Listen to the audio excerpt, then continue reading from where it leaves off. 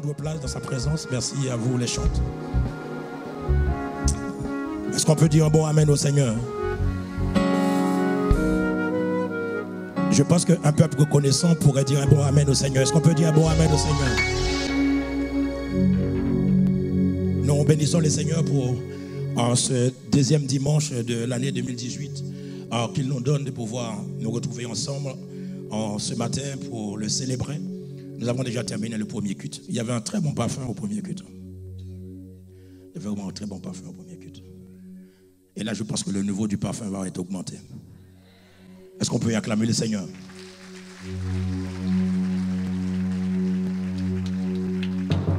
Nous bénissons le Seigneur parce que il nous donne cette opportunité d'être là ce matin.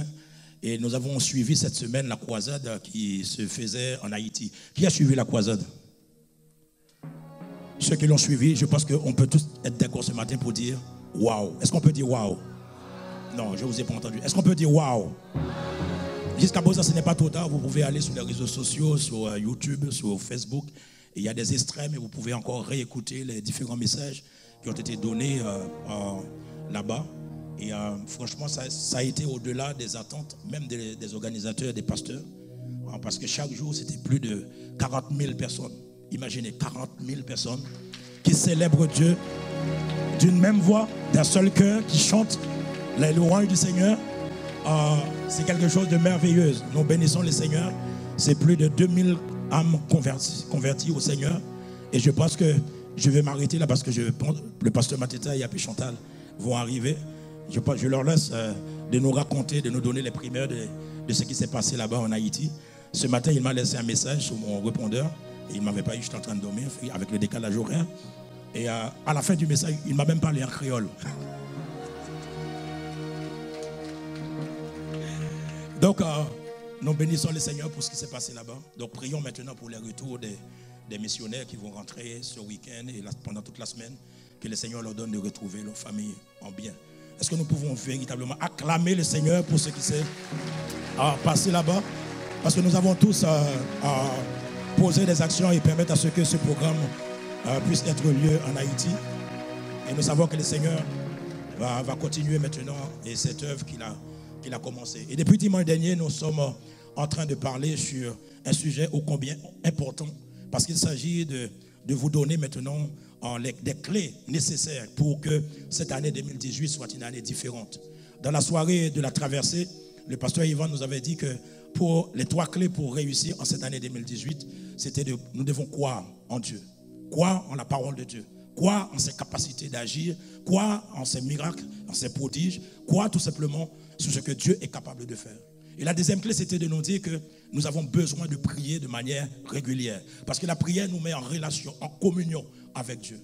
Et la troisième clé, c'était nous devons semer en tout état de cause. Semer dans nos vies, semer dans la vie de nos enfants, semer dans la vie de nos familles, semer dans l'église, semer dans les bonnes terres.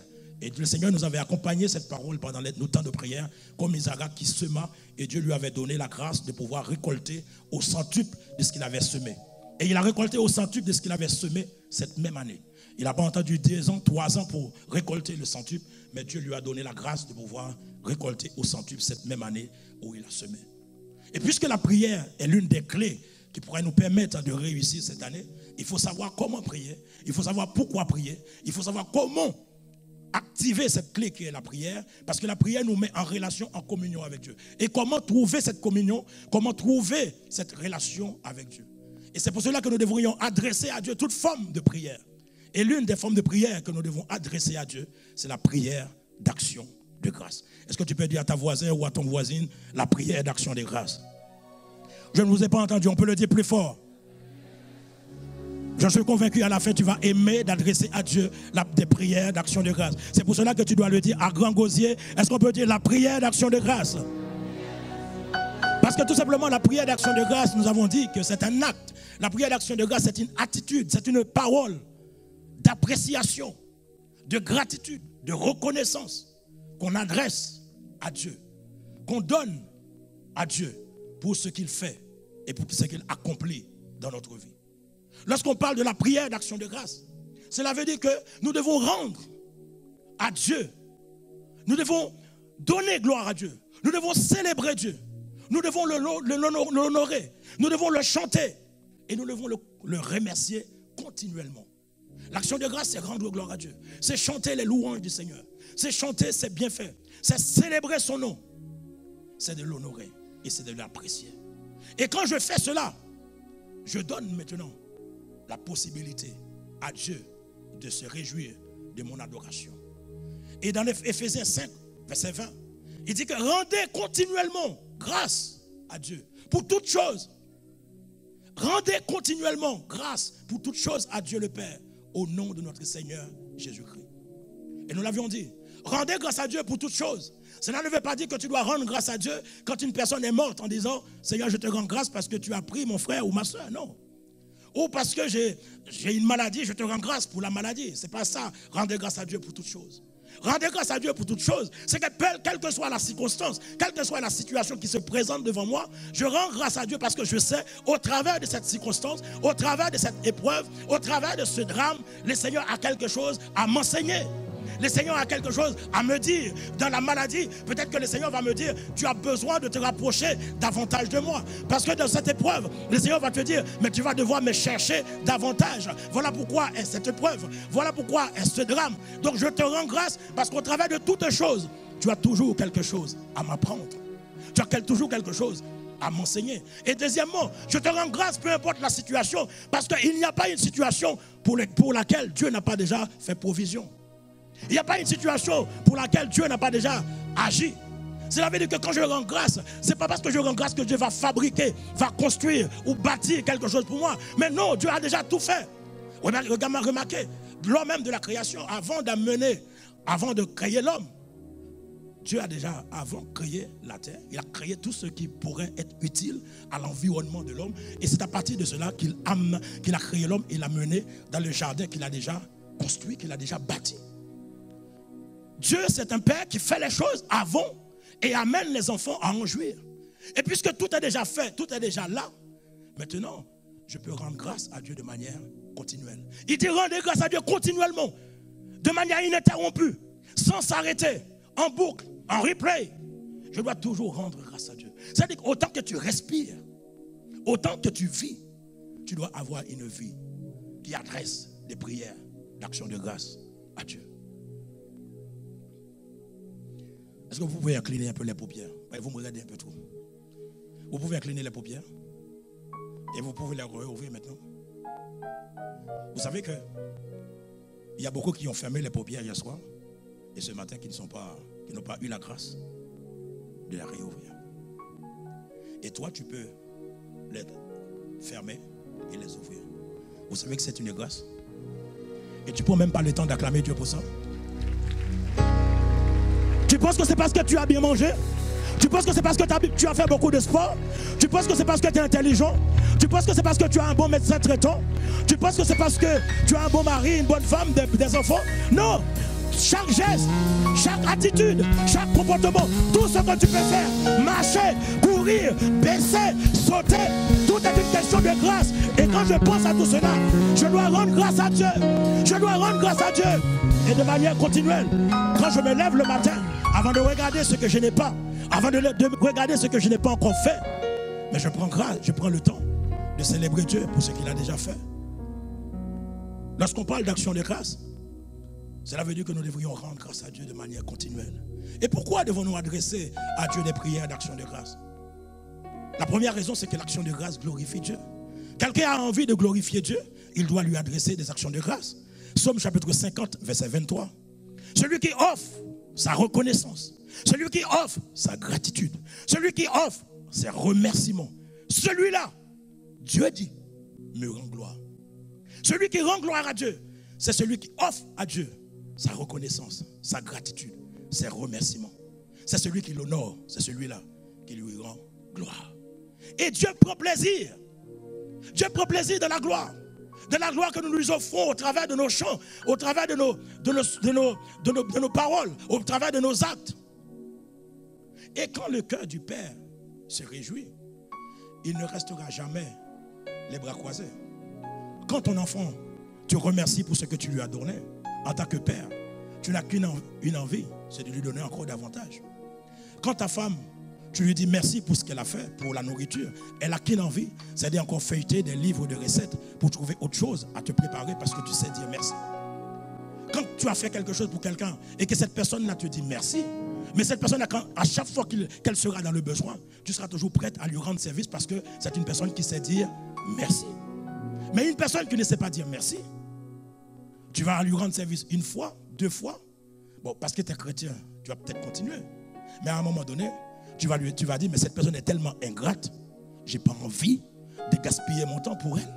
Je n'ai pas envie de donner parce que cette personne-là, elle est là pour m'utiliser, pour prendre tout ce que j'ai, mais pas de reconnaissance.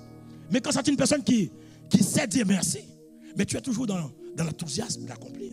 Lorsque Dieu, son cœur est content, lorsque son cœur s'est réjoui parce que nous lui adressons des actions de grâce, il dit que cette personne-là prend le chemin où je lui ferai voir le salut que Dieu donne. Cela veut dire que celui qui rend des actions de grâce à Dieu, lorsque le cœur du Père se réjouit, Dieu lui donne l'exaucement de ses prières. Dieu lui donne sa faveur. Dieu lui donne sa grâce. Dieu lui donne ce que son cœur désire. Parce qu'il a pris le soin avant. Parce que la Bible dit, faites de l'Éternel tes délices et il te donnera ce que ton cœur désire. Fais de l'Éternel ton délice, c'est-à-dire faire réjouir le cœur de Dieu. Fais de l'Éternel ton part de gâteau, ce que tu apprécies, celui que tu apprécies, que tu aimes, celui que tu chéris, celui que tu élèves, celui que tu honores, celui que tu célèbres. Lorsque tu fais ça, Dieu dit non, je dois lui donner ce que son cœur désire. Pour obtenir ce que ton cœur désire, prenons le temps de rendre des actions de grâce à Dieu. Deuxièmement, nous avons dit que c'est Dieu qui demande à ce qu'on lui rende des prières, des actions de grâce. La prière d'action de grâce, c'est une loi, mes frères. C'est une loi.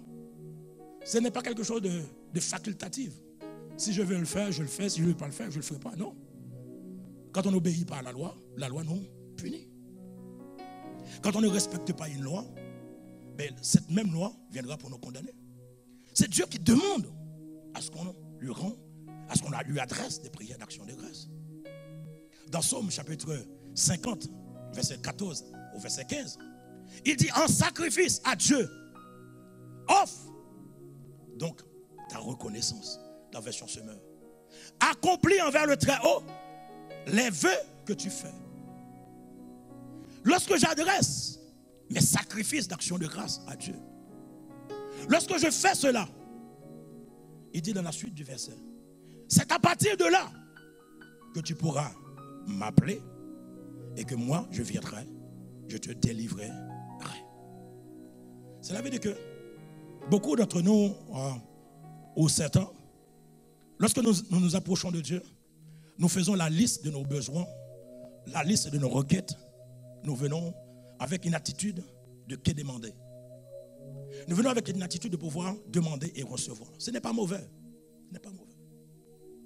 Mais vous savez que pour adresser vos requêtes à Dieu, pour adresser vos prières à Dieu, tu dois poser des actes de reconnaissance et de gratitude.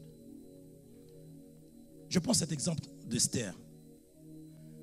À un moment donné, le peuple juif était menacé. Il y avait un projet de destruction contre ce peuple. Et Esther, c'était la femme du roi. Esther avait le pouvoir, parce qu'en étant la femme du roi, de pouvoir empêcher que ce complot qui a été monté, orchestré contre le peuple juif, de ne pas être lieu. Mais quand Mardochée lui a dit, tu dois intervenir dans cette situation. Avant d'intervenir, elle a demandé de faire 3 jours de jeûne. Et elle-même, elle a jeûné. Mais après, elle ne s'est pas rendue dans la chambre du roi ou auprès du roi en frappant la porte comme si c'est mon mari, tout peut être banal, tout peut être familier. Je peux aller vers lui à n'importe quel moment, à n'importe quelle heure, parce que c'est mon mari. Non, elle n'a pas fait ça. Elle s'est mise sur ses 31. La Bible nous dit qu'elle s'est revêtue de ses vêtements royaux. Elle s'est parfumée, elle s'est maquillée, elle a mis ses ornements. Et malgré cela, elle ne va pas se présenter devant le roi. Mais elle va dans la cour du roi et elle se met à parader sur ses talons de 20 cm.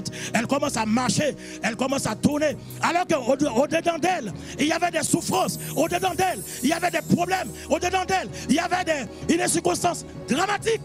Mais elle marche. Et pendant Pendant qu'elle se fait belle, elle était tellement élégante. Le roi la regardait à travers de la fenêtre de son bureau. Elle voit en bas, il y a Esther qui est en bas. Alors que ce n'était pas le jour de la rencontre avec Esther. Mais elle va dire, fais-moi monter cette femme qui est en bas, fais-moi monter Esther. Elle doit me retrouver dans mon bureau, elle doit me retrouver dans ma chambre. Ce n'était pas son jour, mais parce qu'elle est venue avec une attitude d'action de grâce, parce qu'elle est venue avec une attitude de me célébrer, parce qu'elle est venue avec une attitude de montrer combien elle m'apprécie. Elle n'était pas de la banalité avec moi comme étant son mari. Fais-la rentrer, et quand elle rentre, le roi n'a même pas attendu qu'Esther lui présente ses vœux, ses demandes, ses prières. Le roi lui a dit, mais qu'est-ce que tu veux? Dis-moi ce que tu veux, je le ferai. Demande-moi ce que tu veux. Quand tu réjouis le cœur de Dieu, quand tu glorifies Dieu, quand tu fais ce que Dieu demande, avant même que tu adresses tes prières, Dieu va te dire, ah, tu sais, tu m'as tellement réjoui le cœur. Dis-moi ce que tu veux.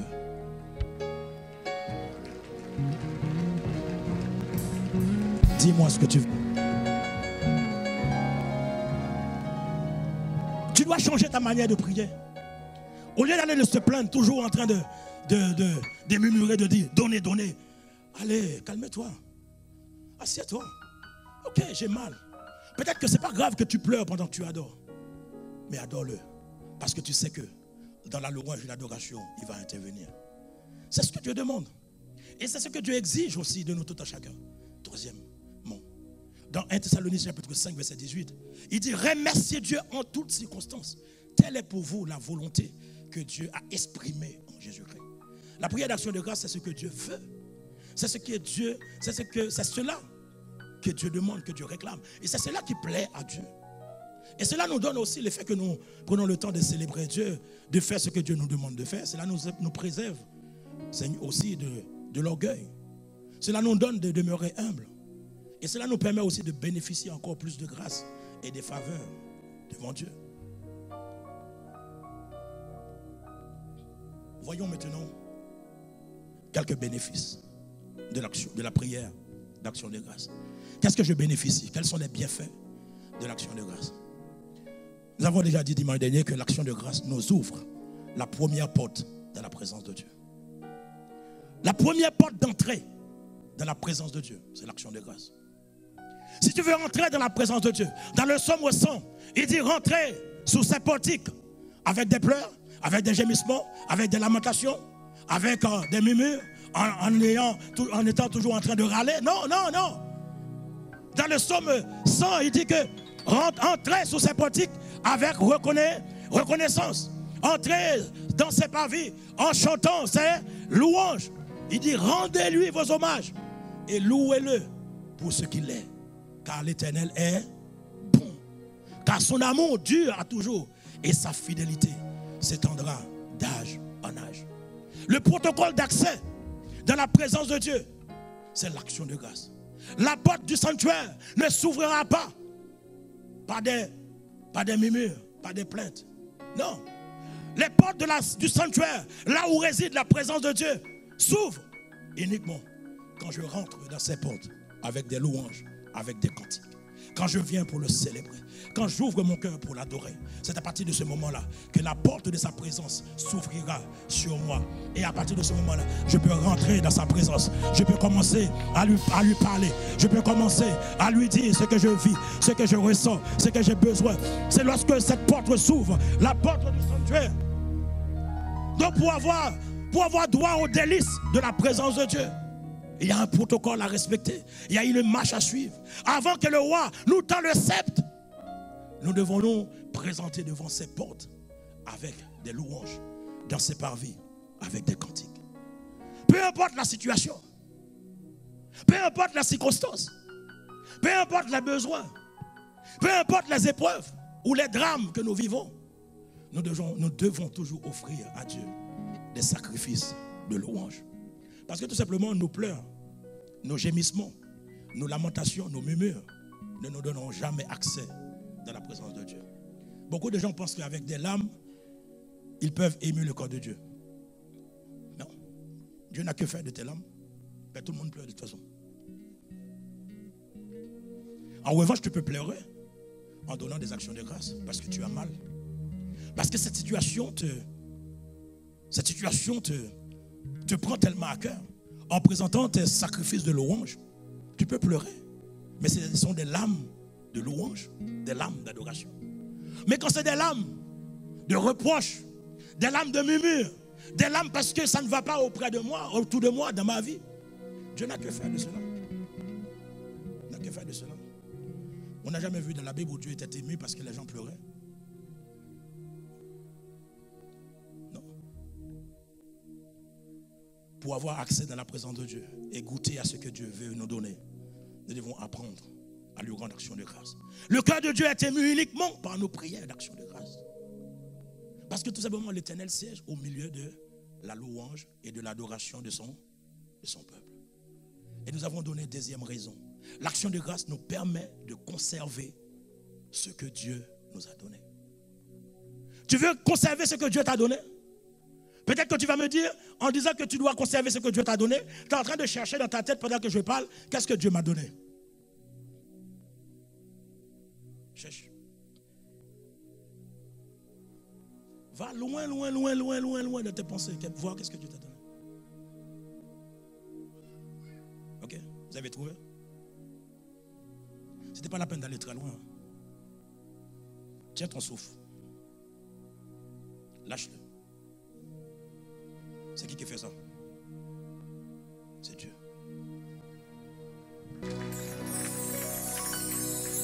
Parce que tu es en train de réfléchir pour voir quel genre de voiture que Dieu m'avait donné.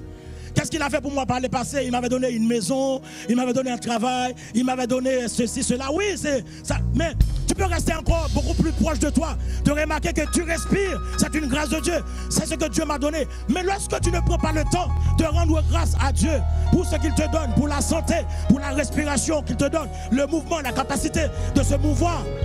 Regarde ce qu'il dit dans Malachie, chapitre 2, versets 1 à 2. Malachie 2, 1, 2. Il dit, maintenant c'est à vous prêtres que j'adresse cet avertissement.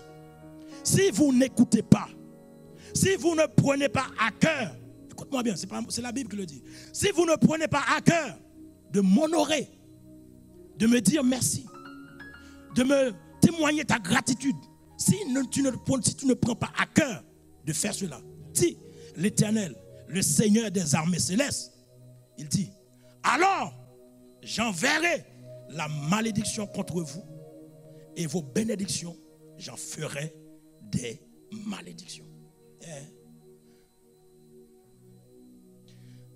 On est en train de me dire, ouais, de donner c'est donner, mais reprendre c'est voler. Dieu répond quand même.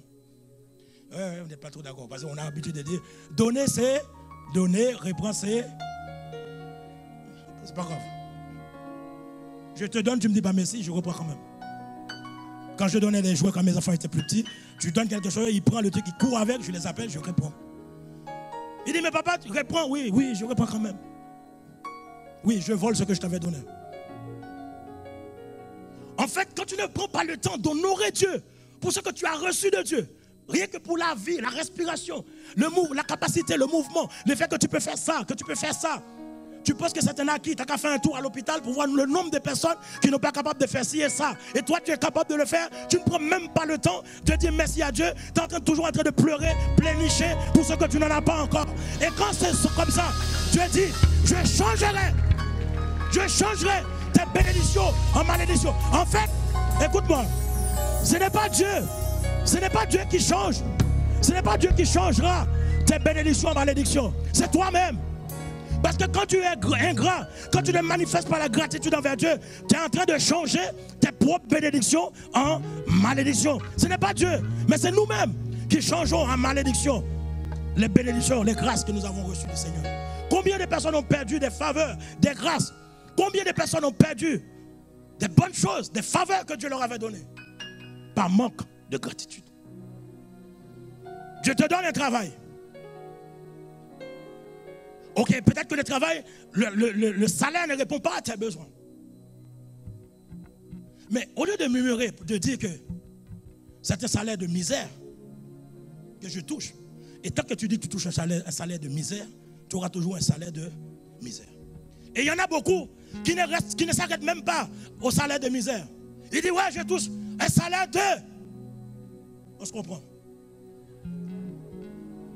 Mais tant que tu dis ça, tu auras toujours ce salaire.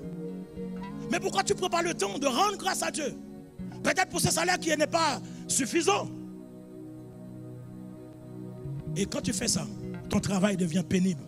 Ton travail devient une corvée. Les matins, pour aller au travail, c'est pénible, c'est compliqué. Parce que tu n'as pas envie. Ton collègue se lève contre toi. Ton chef te parle mal. On te donne à faire ce qu'on te donne à faire ne correspond même pas au contrat que tu avais signé. Tu touches ton salaire, tu ne vois même pas ce que tu fais avec. Par manque de reconnaissance. Rares sont ceux qui touchent leur chèque et qui, avant d'aller le déposer à la banque, disent Seigneur, merci de ce que tu m'as permis de toucher ce chèque à la fin du mois. Peut-être que ça ne va pas répondre à tous mes besoins, mais je te rends grâce pour ce salaire. Non, non, non. Avant même de toucher le salaire, tu commences à te plaindre et puis ne t'étonne pas, avant le 15, il ne te reste plus rien sur le compte. Hein. Bénédiction changée en malédiction. Pourquoi? Dans Deutéronome chapitre 8, verset 17 à 18. Deutéronome 8, verset 17 à 18. Il dit, garde-toi de dire en ton cœur, ma force et la puissance de ma main m'ont acquis ces richesses. Souviens-toi de l'Éternel ton Dieu, car c'est lui qui te donnera la force pour les acquérir. Ouais. Ton travail, tu as toujours pensé que c'était par tes diplômes. Oui, bien sûr, c'est par tes diplômes. Mais qui t'a donné la grâce d'avoir le diplôme? Beaucoup d'entre nous disent, oui, j'ai obtenu ceci ou cela. Oui, frère, tu n'as pas. Je dois t'expliquer, frère. J'ai travaillé dur pour payer cette maison. J'ai travaillé dur pour épouser cette femme ou cet homme. J'ai travaillé dur, frère, pour acheter cette voiture que tu vois devant toi. Quel travail dur? Oui, tu as travaillé dur peut-être. Mais qui t'a donné la force de travailler? Ah, vous ne répondez pas. Qui t'a donné la force d'aller travailler? Souvent nous disons la force de mes mains, la force de ma capacité, la force de mon intelligence m'a donné d'avoir ceci ou cela. Mais il dit, garde-toi, frère, de dire que j'ai obtenu cela parce que je me suis levé ce matin pour aller travailler. De toute façon, la prière d'action de grâce est incontournable dans notre vie. Peu importe l'argument, tu peux présenter devant Dieu. Tu trouveras toujours une raison de lui rendre action de grâce. Tu dis, c'est parce que je me suis levé pour aller travailler, mais il va te dire, qui t'a donné la force de se lever? Tu as dit, mais j'ai étudié beaucoup, j'ai obtenu mon diplôme. Il va dire, mais qui t'a donné la sagesse, la compréhension, l'intelligence? Beaucoup ont étudié comme vous. Il y en a beaucoup qui ont bac plus 5, plus 8. Vous avez qu'à parler avec les SDF que vous voyez parfois dans la rue. La plupart du temps, ce sont des ingénieurs. La plupart du temps, ce sont des gens qui ont une sagesse intellectuelle dépassée. Et toi, tu penses que c'est parce que tu es plus intelligent qu'eux? Tu as l'intelligence de Dieu. Tu dois rendre grâce à Dieu.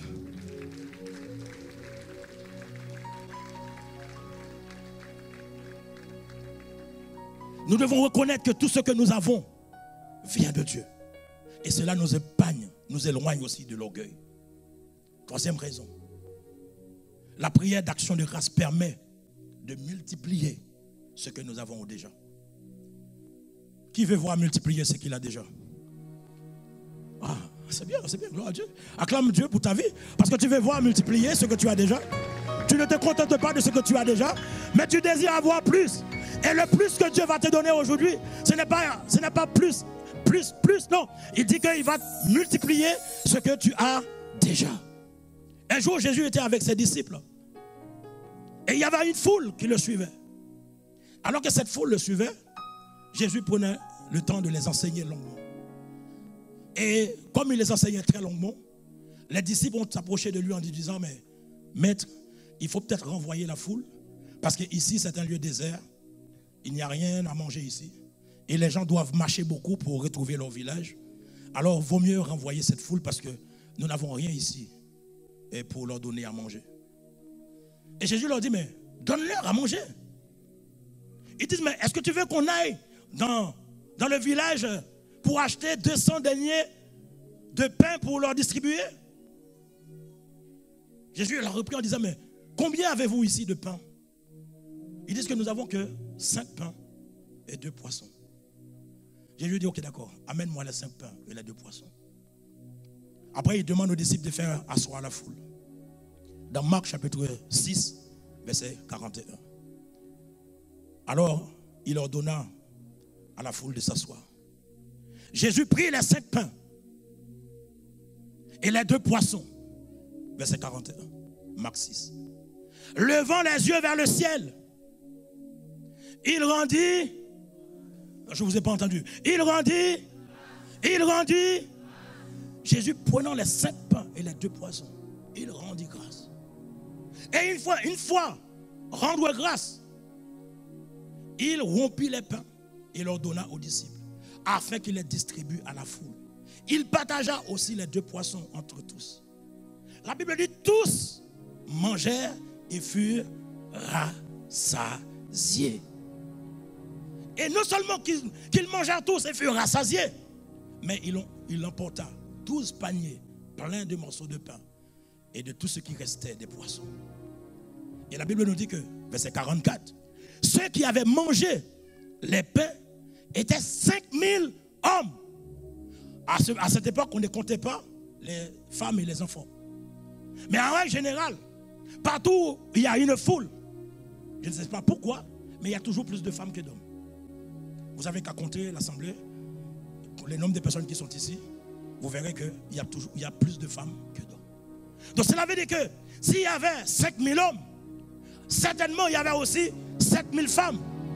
Et comme à cette époque-là, il n'y avait pas de contraception, les gens faisaient beaucoup d'enfants, un peu comme moi. Donc, s'il y avait 5000 hommes, 7000 femmes, on peut penser qu'il y avait au moins 10 000 enfants. Avec 5 pains et 2 poissons, Jésus a nourri cette foule. En fait, il ne leur a pas donné à goûter, mais il dit que la foule mangeait à satiété, la foule rassasiait de ce qu'on leur avait donné. Maintenant, tu es en train de me dire, mais si j'ai 5 euros en poche, comment les multiplier? Tu rends grâce, tu mets ta main dans ta poche, il y a toujours 5 euros. Non, je vous connais, vous êtes en train de prier sur les 10 euros que vous avez dans la poche. Après, vous me dites, frère, j'ai toujours mes 10 euros, ça n'a pas multiplié, il n'y a pas de multiplication. Oui, bien sûr. Je vais vous expliquer comment ça va arriver. Quand tu rends grâce pour le peu que tu as, pour ton salaire qui est insuffisant, mais tu as déjà 5 pains et 2 poissons. Dis à ton voisin, j'ai 5 pains et 2 poissons. Quand tu vas rendre grâce pour ces 5 pains et ces 2 poissons, ces 5 pains et 2 poissons, ce sont les compétences que Dieu a mis en toi. Ce sont les capacités que Dieu a enfouies en toi. Ce sont la créativité que Dieu a déposée en toi. Quand tu rends grâce pour le peu que tu as, c'est à ce moment-là, tu vas avoir un éclat d'esprit, tu vas avoir une idée qui va jaillir, qui va te dire, mais en plus de ton salaire, regarde comment tu fais bien les tartes. Pourquoi tu ne proposes pas tes tartes aux gens? Pourquoi tu ne proposes pas tes gâteaux aux gens? Et ça va te faire un 2e salaire. Et là, Dieu va te donner, il va dire, mais ouvre ta top aujourd'hui. Tu peux donner les services aux gens. Tu peux créer une petite entreprise. Tu peux faire, en fait, comment ça s'appelle? Les auto-entrepreneurs. Tu peux travailler et en même temps travailler pour un patron et mettre quelque chose de côté. Et ça va te donner d'avoir un plus. Et tu verras, quand tu ouvres un premier restaurant, un 2e restaurant, un 3e restaurant, tu verras que tes salaires multiplieront. Ah, vous n'acclamez pas le Seigneur.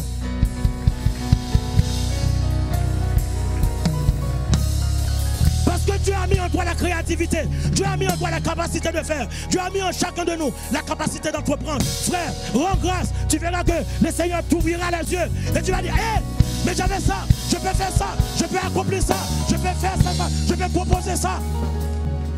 Et tu verras que tout va se multiplier dans ta vie. Non, c'est pas en mémorant que ça va changer. Non, non. L'action de grâce te donnera toujours une inspiration. L'inspiration de nouveaux projets, d'une nouvelle idée. Ainsi, tu pourras avoir un second revenu et qui permettra de répondre à tes besoins. 4e raison, la prière d'action de grâce nous permet d'ajouter à ce que nous avons déjà. L'action de grâce, la prière d'action de grâce nous permet d'ajouter à ce que nous avons déjà. Une fois, Jésus rentrait dans un village. Et 10 lépreux venaient en sa rencontre. Et ils se tenaient à distance. Ils élevaient la voix et criaient à Jésus. Jésus, Maître, aie pitié de nous. Mais comme ils étaient loin, parce qu'en étant lépreux, ils ne pouvaient pas s'approcher des gens. Ils criaient de loin, Jésus, Maître, aie pitié de nous. Et Jésus les a remarqués de loin. Il leur a dit, allez vous montrer au sacrificateur. Vous m'entendez? Allez vous montrer au sacrificateur. Oui, oui, oui, on a entendu. Et on va y aller tout de suite. Et les 10 lépreux partaient là où se trouvait le sacrificateur. Parce que lorsque Jésus leur disait d'aller voir le sacrificateur, il n'était pas encore guéri. Mais aller voir le sacrificateur, tous les lépreux toutes les personnes qui avaient de la lèpre autrefois, quand tu étais guéri, si miraculeusement tu étais guéri, tu devais faire constater ta guérison par un sacrificateur. C'est lorsque le sacrificateur vérifie, il voit que tu es totalement guéri de la lèpre, c'est à partir de ce moment-là qu'il te donne de retourner dans le milieu ambiant. Parce que tu étais coupé, séparé du monde. Mais ces hommes-là, alors qu'ils allaient chez le sacrificateur, à un moment donné, ils se regardaient, ils disaient, mais on n'a plus la lèpre, on est guéri. Hey, mon corps est purifié. Et à ce moment-là, les 9 autres, il y en a 9 parmi les 10 qui disent, je vais quand même aller me faire vérifier. Je vais quand même aller faire des diagnostics. Je vais aller quand même faire des examens. Je vais quand même aller à laboratoire pour vérifier vraiment est-ce que je suis guéri. Mais il y en a un parmi les 10 qui dit, moi, ok, moi j'ai constaté que je suis guéri. De toute façon, ma peau c'est pas comme avant. Là, je retrouve ma santé. Je vais revenir vers celui qui m'avait dit d'aller voir le sacrificateur pour lui dire merci, pour lui faire constater déjà que je suis guéri de la lèpre. Alors la Bible dit, il retournait en chantant à voix haute. Il chantait à haute voix les louanges de Dieu. Vous savez, la Bible ne l'a pas dit qu'il revient en chantant dans ses moustaches ou dans ses babes. Alléluia. Jésus détient la victoire. Non, non, non. Tu vois comme toi là, avec pas toi, ton voisin. Tu lui dis chante, il dit Alléluia. Parce qu'il ne veut pas que son voisin sache qu'il chante mal. Mais frère, qu'est-ce que tu as à faire de ton voisin? Tu chantes pour Dieu. S'il n'est pas content, il a qu'à se déplacer.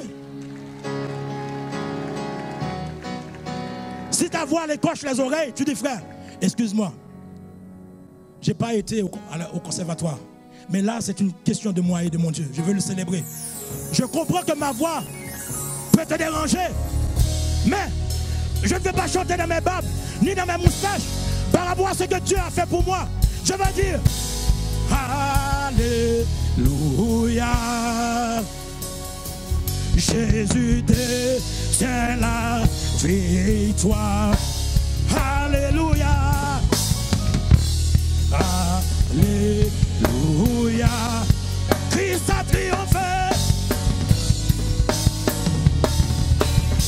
Il a vaincu la mort.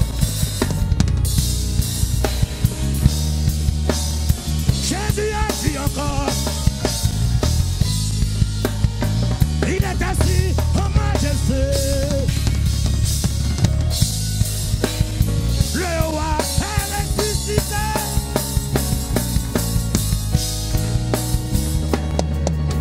Non, non, non. L'époux n'est pas revenu à parler, non. Il revient. On dit qu'il vient, il revient auprès de Jésus en chantant à haute voix. Il chantait à grand gosier. Et lorsqu'il arriva auprès de Jésus, il n'a pas dit à Jésus, je vais te raconter. Non, il se met à genoux et il se prosterne.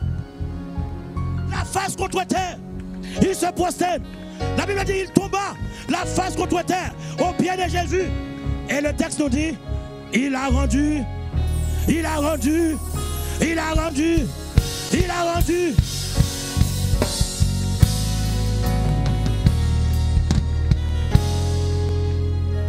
Et parce qu'il a rendu grâce, Jésus va dire, mais où sont passés les 9 autres? Pourquoi ils ne sont pas revenus? N'ont-ils pas été guéris? Pourquoi il n'y a que ce Samaritain, cet étranger, qui est revenu me dire merci? C'est là que Jésus va rajouter quelque chose que les autres n'ont pas eu. Jésus va lui dire, lève-toi, va, ta foi t'a sauvé.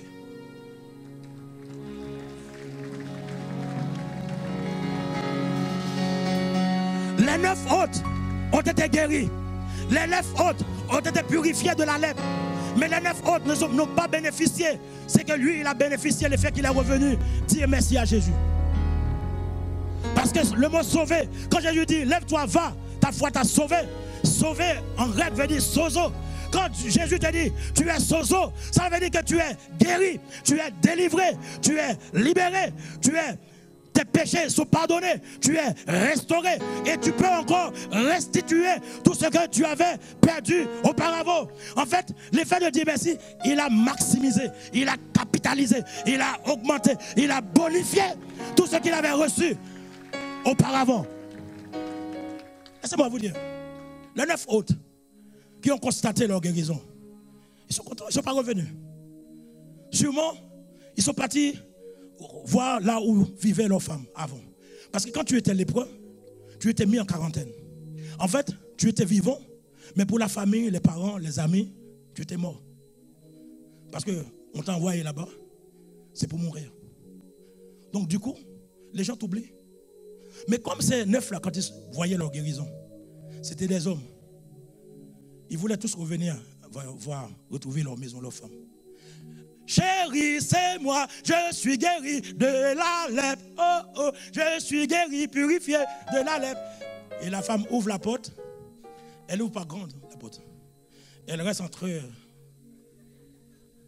Parce qu'entre-temps, elle a pris un nouveau mari. Ben, il faut bien nourrir les enfants, non? Comme le gars, le mari, le nouveau, est à l'intérieur. Donc elle peut pas ouvrir grandement. Elle dit, ah ouais, chérie, je suis content pour toi. Ah ouais, t'es guéri, c'est bien. Mais tu sais, comme on ne savait pas que tu allais revenir, j'ai donné un beau-père à tes enfants. J'ai déjà pris un autre homme. Désolé. Ok. Il dit, bon, je vais retourner dans mon entreprise. Patron, regarde, je suis guéri. Maintenant, je reviens pour reprendre ma place. Le patron dit, hey, mais je suis content pour toi. Mais comme on ne savait pas que tu allais revenir, on a déjà engagé quelqu'un. Donc je suis content, mais on ne peut pas te garder. Il va repartir là où il avait 7 heures. Là où il avait laissé sa voiture, peut-être. Et on lui dit, mais comme pour nous, tu étais considéré comme mort, on a tout vendu. Mais celui qui est revenu vers Jésus pour lui dire merci, comme Jésus lui a dit, ta foi t'a sauvé. Lui, quand il va retourner vers sa maison, vers sa femme, en courant, en arrivant, de dire, chérie, je suis guéri. Mais il ne va pas dire que chérie, je suis guéri. Mais il m'a dit, Jésus m'a sauvé. Parce que dans Sozo, il y a guérison, il y a restitution. Et même si sa femme avait pris un autre homme, il va dire au type qui est derrière, je suis véritablement désolé, mais mon mari est revenu, le père de mes enfants est revenu, alors tu dois dégager pour que je puisse recevoir mon mari. Lorsqu'il retourne dans son entreprise, le patron va lui dire, ton poste est déjà pourvu, ton poste on a déjà donné à quelqu'un d'autre, mais on va créer un autre poste pour toi. Et ce poste, avant tu étais un ouvrier, mais maintenant, oh, je vais te nommer directeur, parce que j'ai besoin de quelqu'un auprès de moi. C'est toi que je vais nommer autour de moi. C'est toi que je vais nommer auprès de moi. Parce que le voleur ne vient que pour voler, dérober et détruire. Mais le bon berger est venu afin que les brebis aient la vie en abondance. Il a pu obtenir tout cela parce qu'il a su rendre grâce à Dieu. Parce qu'il a su dire merci à Dieu. La prière d'action de grâce permet d'ajouter à ce que nous avons déjà. Je vais terminer avec ce dernier point. La prière d'action de grâce précède toujours l'intervention de Dieu. La prière d'action de grâce précède toujours l'intervention de Dieu. Tu veux avoir l'intervention de Dieu dans ta vie? Tu veux que Dieu intervienne dans ta vie? Précède tes demandes et tes prières par des actions de grâce. Un jour, Jésus a appris que son ami Lazare était mort. Et comme Jésus était un ami de la famille de Marthe et de Marie, on venait lui dire que son ami Lazare est mort. Il est resté 4 jours avant de se rendre auprès de Marie et de Marthe ou devant la tombe de Lazare. Et quand il arrivait, il dit à Marie et Marthe, je viens pour réveiller Lazare. Et Marthe, furieuse. Vous connaissez une femme furieuse? Elle est fait furieuse. C'est pas comme ça que vous êtes furieuse? Non, bon, pas toi, ta voisine. Surtout toi. Elle est venue furieuse. Elle dit à Jésus, si tu étais ici, si tu avais été ici, mon frère ne serait pas mort. Une manière d'accuser Dieu, Jésus. Une manière de dire à Jésus, c'est ta faute si mon frère est mort. Qu'est-ce que tu veux chercher là maintenant? Alors qu'il est mort. Tu n'as pas compris? Il est mort. On t'avait averti qu'il était malade, tu n'es pas venu. Tu veux chercher quoi là maintenant? Jésus lui dit non. Je suis la résurrection. Ton frère ressuscitera. Il dit oui. Je sais que mon frère ressuscitera. Il ressuscitera à la résurrection du dernier jour. Tu vois, ça aussi, je connais. Mon frère est mort. Jésus lui dit, mais je suis la résurrection et la vie. Celui qui croit en moi vivra. Et quiconque croit en moi ne mourra jamais. Après il dit, mais où vous l'avez mis? Il lui dit, ok, viens, je vais te montrer où on l'a mis, où on l'a enterré. Il dit, viens, on va te montrer. Parce que j'ai l'impression que tu n'as rien compris. Regarde, là c'est la grotte, là, il est au fond.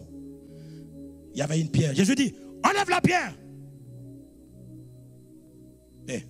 Ça fait 4 jours qu'il est là. Je vais t'expliquer. Quand une personne est morte et qu'on l'enterre, après 4 jours, cette personne la sent. Son corps est pourri. Tu as compris? Mon frère, il sent déjà. Ok? Il sent. Il sent. Tu as compris? Jésus dit, ôte la pierre. Il dit non. Et c'est quand Jésus va monter le ton avec elle en disant, ne t'ai-je pas dit que si tu crois, tu verras la gloire de Dieu. Si tu crois, tu verras la gloire de Dieu. En fait, là, je suis en train de parler avec une personne ici. Je suis en train de te dire, si tu crois, tu verras la gloire de Dieu. Peu importe tes challenges, peu importe tes difficultés, peu importe tes circonstances, peu importe que la situation soit détériorée, empirée, peu importe, peut-être que ça sent déjà, peut-être que ça fait plusieurs années, peut-être que ça fait 1 an, 2 ans, 3 ans, 10 ans, depuis que tu attendais ce bébé, depuis que tu attendais ce mariage, je te dis, si tu crois, tu verras la gloire de Dieu. Peut-être que ça fait 2 ans, tu cherches un travail, ça fait 2 ans que c'est compliqué dans ta famille, dans ton foyer, tout va mal autour de toi. Je suis en train de te dire, maman, si tu crois, tu verras la gloire de Dieu.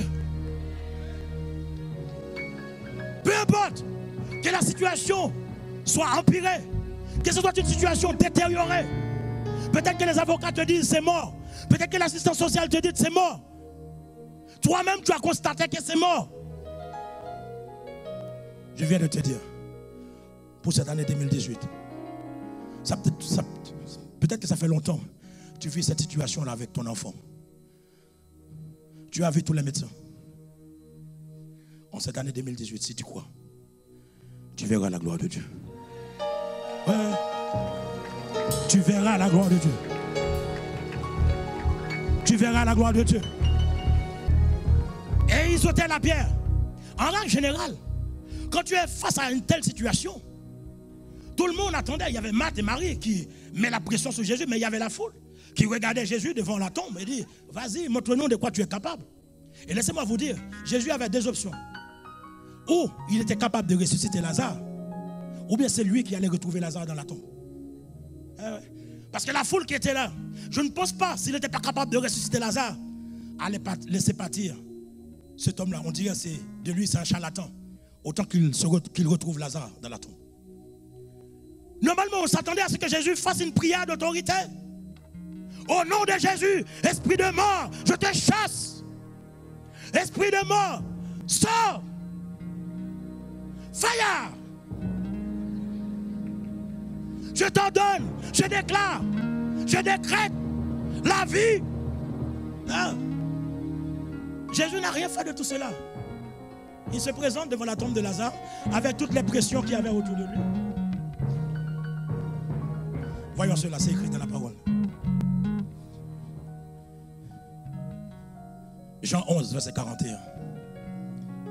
Il dit, et Jésus leva les yeux en haut et dit, Père, je te rends, Père, je te rends, Père, je te rends.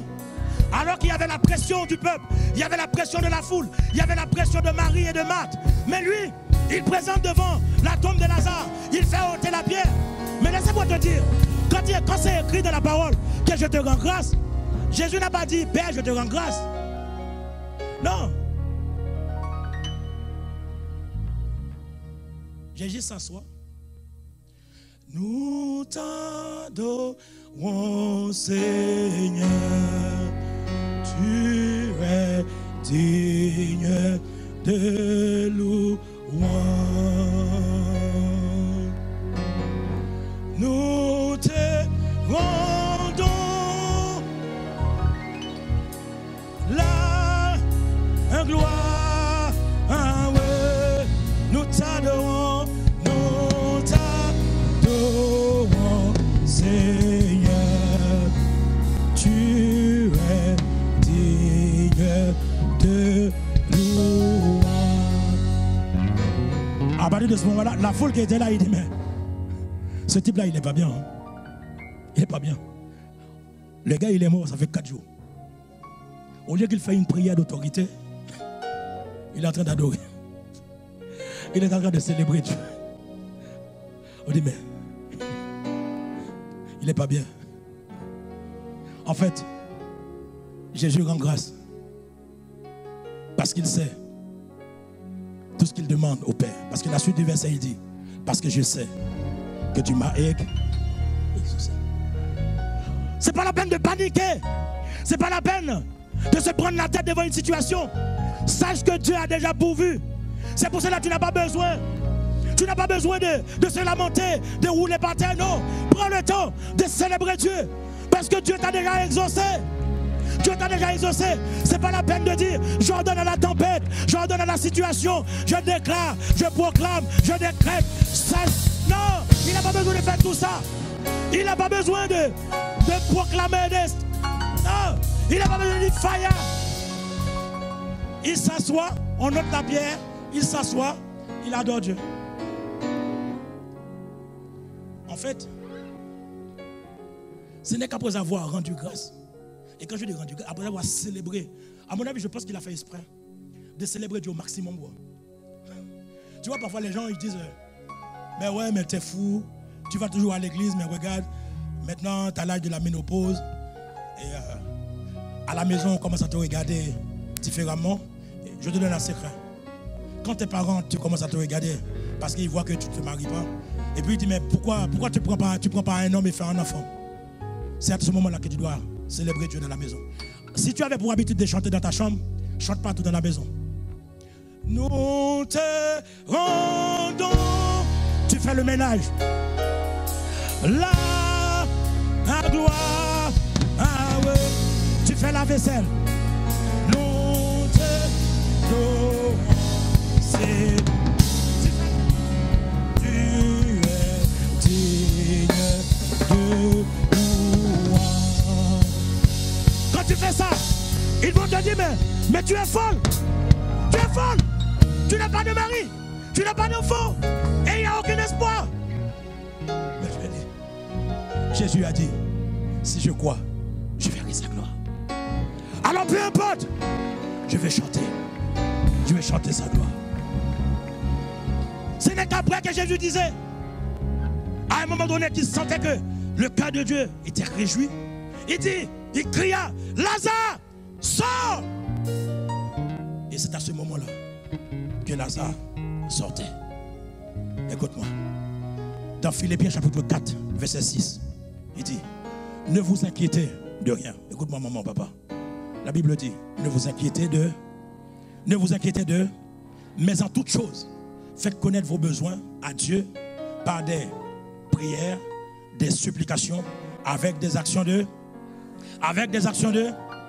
Ça veut dire que tes prières, tes supplications, tes jours de jeûne, tes jours de retraite doivent être toujours saupoudrés d'actions de grâce, parfumés d'actions de grâce, accompagnés d'actions de grâce, assaisonnés d'actions de grâce. Quand tu assaisonnes tes prières avec des actions de grâce, quand tu assaisonnes tes supplications, tes jours de jeûne avec actions de grâce, tu prouves que tu as la foi. Tu prouves que tu t'attends à Jésus. Tu prouves que je sais que nous avons tout pleinement en Christ et que Christ est le dénominateur de toutes choses. Qu'il est le chef de toute domination, de toute autorité.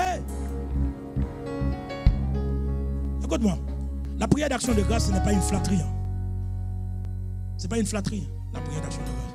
Comme si tu vas flatter Dieu, comme dans la fable ou la poésie de Le Corbeau et le Renard. Vous connaissez? En fait, la morale de l'histoire, c'est que tout flatteur vit aux dépens de celui qui l'écoute. Non. Dieu ne te demande pas de le flatter. Tu penses que l'action de grâce, c'est une flatterie que tu adresses à Dieu? Dieu n'a qu'à faire de vos flatteries. Non. Non, ce n'est pas une flatterie. En fait, nous ne sommes pas des flatteurs ou des amadoueurs. La prière d'action de grâce, c'est un ressentiment, c'est un sentiment profond. C'est quelque chose qui émane de notre cœur pour Dieu. Quand je regarde l'univers, quand je regarde ma vie, quand je regarde tout ce qui est en train de se passer autour de moi, je suis rempli de reconnaissance. Non. Je ne veux pas dire à Dieu, tu es beau, tes plumages, non, non. Pour essayer de faire tomber quelque chose de sa bouche ou de ses mains, non. Non, c'est pas ça l'action de grâce. Dieu a déjà pourvu. Il n'y a rien que tu puisses avoir besoin. Il n'y a aucune situation pour laquelle que Dieu n'a pas déjà pourvu. C'est pour ça que je suis reconnaissant. C'est pour ça que je suis reconnaissant. La prière d'action de grâce, comme je dis, c'est un sentiment profond de gratitude qui émane de mon cœur pour Dieu. Je lui rends grâce parce que je sais qu'il a déjà pourvu. Je lui rends hommage dans mes prières parce qu'il a déjà tout accompli. Ouais.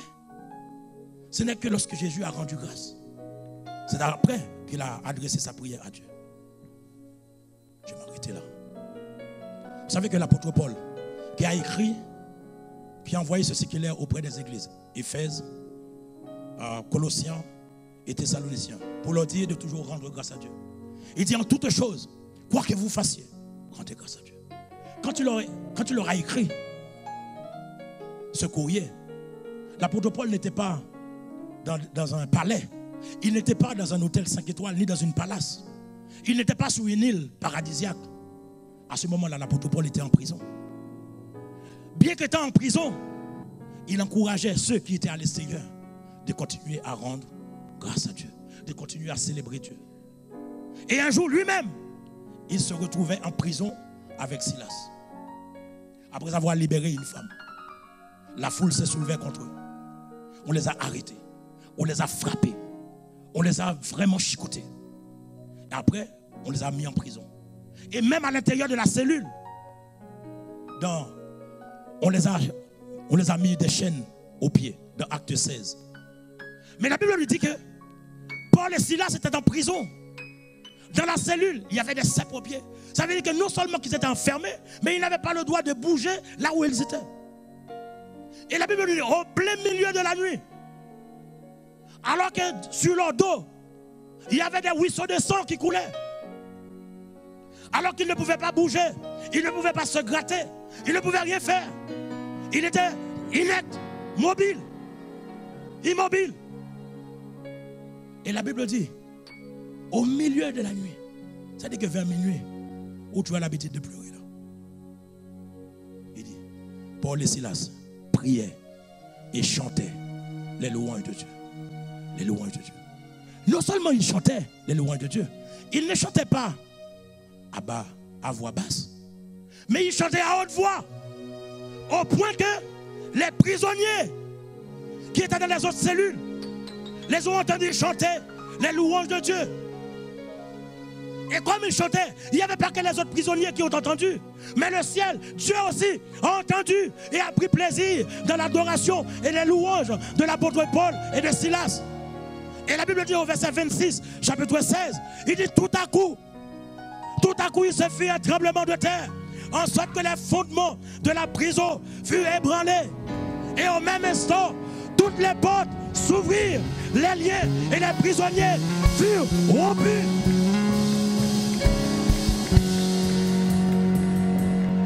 Quand tu rends grâce à Dieu, ce n'est pas seulement ta vie, ce n'est pas seulement ta famille, mais tu créeras autour de toi une atmosphère dans ton travail, dans ta famille, là où il y avait des problèmes. La prière d'action de grâce provoquera un tremblement de terre dans ta famille, ébranlera les fondements des maladies générationnelles, les fondements des malédictions générationnelles qui planent sur ta vie, sur ta famille. Parce que tu rends grâce, tu vas provoquer la réaction du ciel. Tu vas provoquer la réaction de Dieu. Tu vas provoquer l'intervention de Dieu. Tu vas provoquer le miracle de Dieu. Tu vas provoquer l'intervention de Dieu. Peu importe, rends grâce et tu verras qu'il y aura un tout à coup dans ta vie, un tout à coup qui amènera un changement, une transformation, que tu seras surpris de voir. La prière d'action de grâce déclenche toujours la puissance de Dieu. La prière d'action de grâce permet toujours l'intervention de Dieu. Alors frères et sœurs, si tu veux voir l'intervention divine de Dieu, si tu veux avoir une intervention divine dans ta vie, dans ta famille, dans ton entreprise, dans ton entourage, dans ton atmosphère, dans les zones que tu veux contrôler, prie, chante et loue Dieu. Prie, chante